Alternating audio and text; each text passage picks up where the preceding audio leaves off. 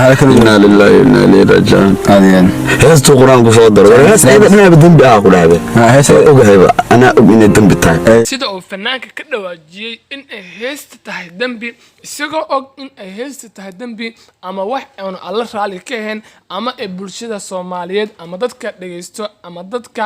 aan dhageysan ay wada og yihiin in uu heesta ama heesta uu fanaanka qaadayo in uu Ilaahay raali ka ahayn ayuu haddana ama bini'aadanku wuxuu Ilaahay raali ka ahayn ayuu marnaba ay mar walba ay qabanayaan marka bulsho fara badan ama Soomaalidu idil si u badan yihiin dadka heesaha dhageysto ama dhanka fanka aad iyo aad ku xiiseeyo ama dhanka heesiisa fanaanka xiiseeyo waxay aad iyo aad u dhaleeceeyeen ama heestii oo soo qaaday heestaas oo ahayd oo ku soo daray alamtara waxaa aad iyo aad loogu dhaleeceeyay in uu ku soo daray quraankiisa ama meelaha dhaleeceen fara badan loogu geystay marka sawaas ayaa kalifay in uu muuqaal ama kilib ahaan oo soo duubo ama isiga ahaantiis oo arintan ama arimahan oo kala oo ka hadlo reerayaal aad iyo aad u fara badan oo taageero oo mar walbana xiiseeyo muuqaaladiisa ama just xiiseeyo dhanka fankiisa aad iyo aad bay ugu xumaadeen boqolkiiba boqol in uu ku soo daray ama ereygaas quraanka oo dhankiisa uu ku soo lifaaqay heestiisa waana waxdii laga xumaado in badan boqolkiiba boqol in heest ku soo lifaaqdo dhanka quraanka ama dhanka kalaamkii alle waxaa ku daystay ama fanaankan ku dayday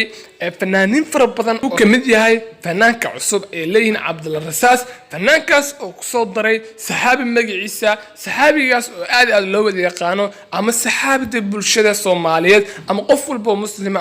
qof walba oo diiniga aad aad u yaqaan saxaabigaas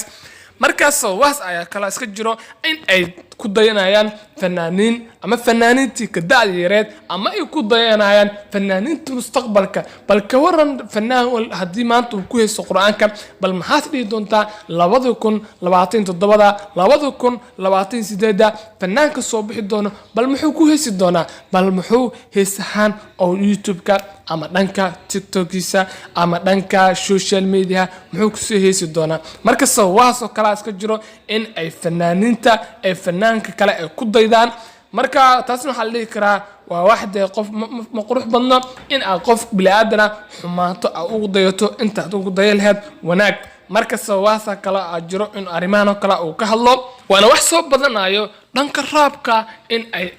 ereyada noocaas oo kala ay ku soo heesaan waxa la arkayay ilka asqays iyo Sharma Boy iyo fanaan kale ay ku soo heesayaan laakiin fanaanka kale uu ku heesayo xitaa waxaan kaaga adkahay aqrab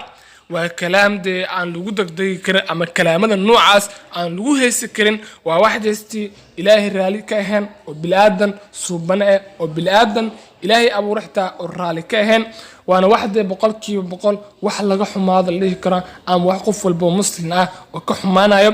marka fanaankan just wuxuu ogyahay ama sida isigana ka dhawaajiyay in heesta wax fiican aan ahayn ama heesta waxyaaba laga fiican yahay boqolkiiba boqol waana wax qurux badan inuu mar walba qofka bilaadanka wax walba uu qabanayo ama wax walba shaqo uu qabanayo in uu ogyahay inuu waxan wax qurux badan ahayn wuxuuna Ilaahay raali ka ahayn